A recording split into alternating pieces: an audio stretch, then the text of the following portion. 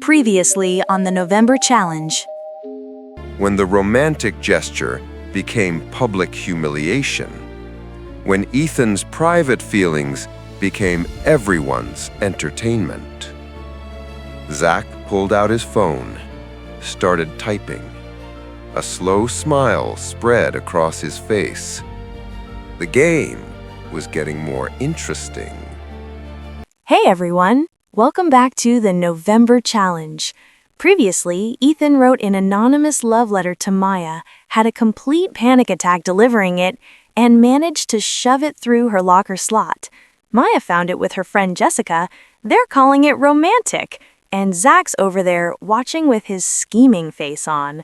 If you're enjoying this mess, hit subscribe and leave a comment.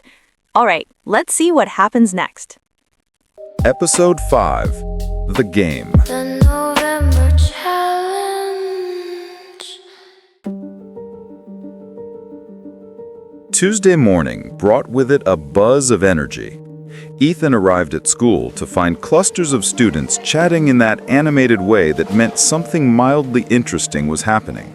Nothing major, just the usual background noise of high school social dynamics. Did you hear about Maya's love letter? Someone wrote her an anonymous note. Ethan's stomach did a small flip at the mentions, but the conversations moved on quickly to other topics. Homework, weekend plans, the upcoming basketball game. Good. This was good. The letter was just a nice thing that happened.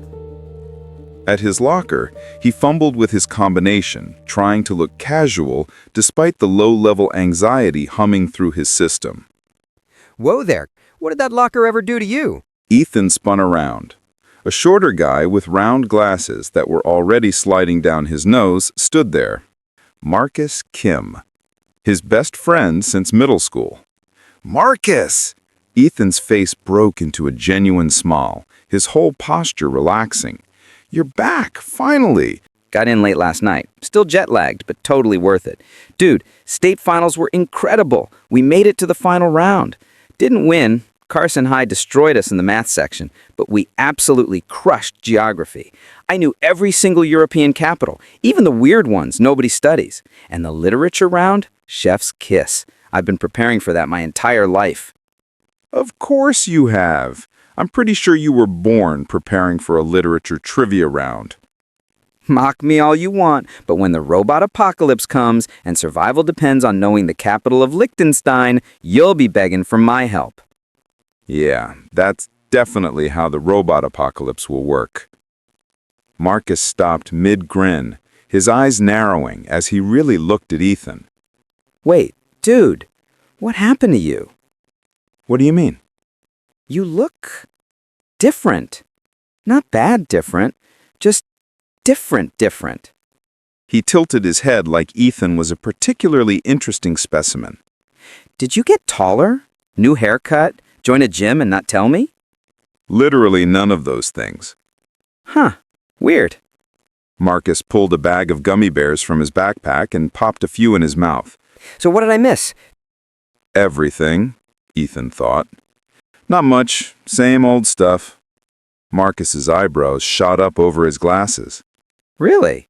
Because my phone exploded with group chat notifications on the plane, and people seem weirdly invested in some love letter situation involving Maya Rodriguez. Ethan kept his voice carefully casual. Oh, yes, someone wrote her an anonymous note. Been the hot topic of the morning. Ooh. Marcus leaned in, his natural enthusiasm for any form of drama kicking in.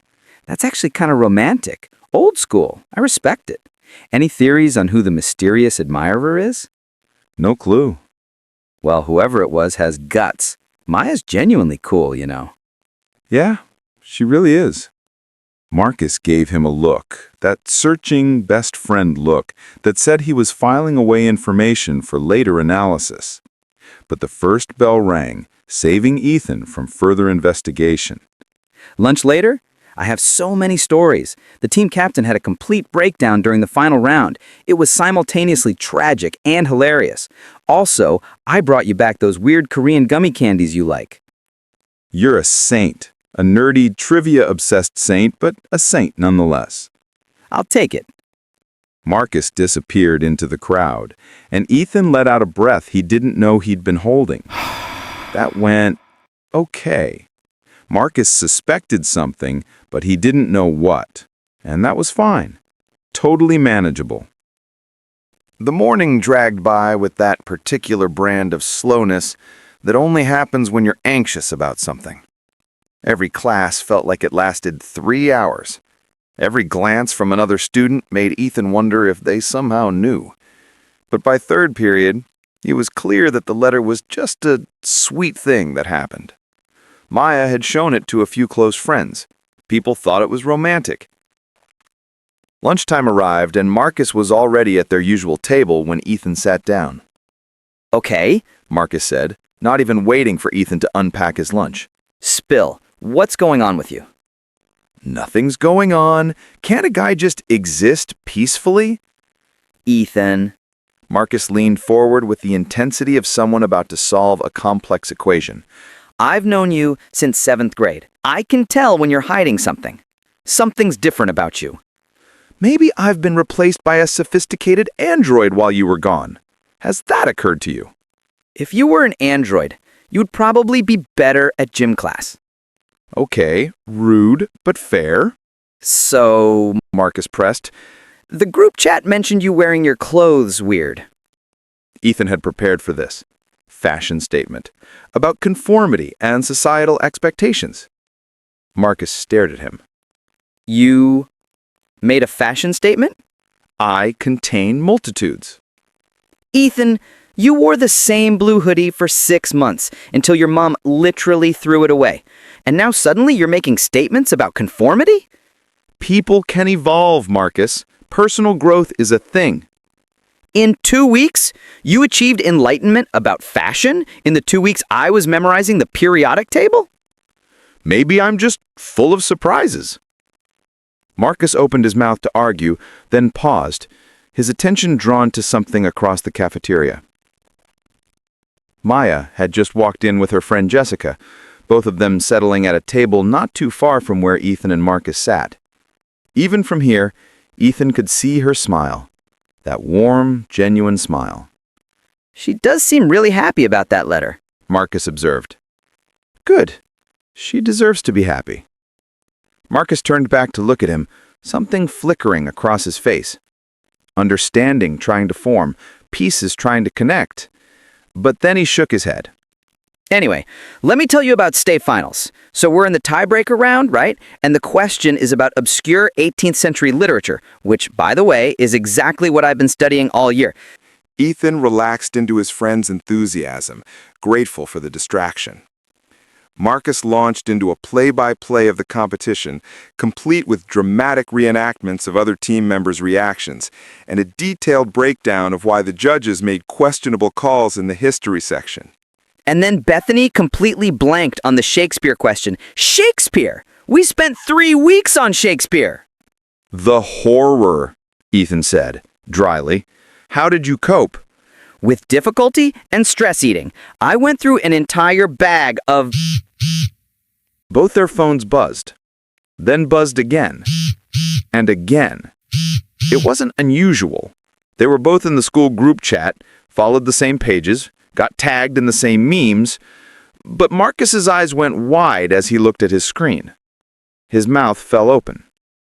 He made a choking sound, his hand flying to his glasses to keep them from sliding off. Is it another one of those rate your teachers polls? Ethan asked. Marcus didn't answer. He just stared at his screen, his face cycling through shock, horror, and something that looked like second-hand embarrassment. Around them, Ethan became aware of a shift in the cafeteria's energy. Students were looking at their phones. Wow. Then looking at him. Then looking back at their phones. Some were smiling, some were whispering, some were shocked. A few were outright laughing. Marcus finally found his voice, though it came out as a squeak. He turned his phone around. The photo filled the screen. Ethan, on his knees in the middle of the school hallway, right next to Maya's locker, arms stretched forward in this desperate grasping motion, face contorted in pure panic. And there, floating in the air right in front of him, was an envelope. Pink. Distinctive. Unmistakable. The exact same envelope Maya had pulled from her locker yesterday. The post was from an anonymous account. Guess who Maya's mysterious admirer is, LLL? Ethan's brain short-circuited. No, this couldn't be happening. How did someone... Who took this? When did... His eyes scanned the cafeteria in mounting horror. Everyone was looking at their phones. Everyone was seeing this. Everyone now knew. His gaze found Maya's table. She was staring at her phone, her expression frozen somewhere between shock and confusion. She looked up, and Ethan watched, in real time, as understanding dawned on her face. The anonymous letter, the romantic gesture, the sweet words she'd been treasuring.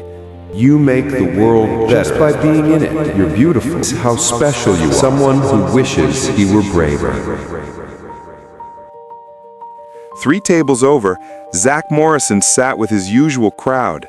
But unlike everyone else frantically checking their phones and whispering, he looked completely calm, satisfied, like an artist admiring his masterpiece. He caught Ethan's eye across the cafeteria and smiled. The photo of him on his knees in the hallway with that envelope mid-air? Brutal, right? I do love Marcus and Ethan's friendship, though. The banter, the way Marcus can tell something's off immediately, that's the stuff real friendships are made of. So tell me, have you ever kept a big secret from your bestie? Or found out they did? As you know, new episodes every Tuesday and Friday at 2 p.m. Eastern. Be there to see how Ethan handling it this time. See you Friday. The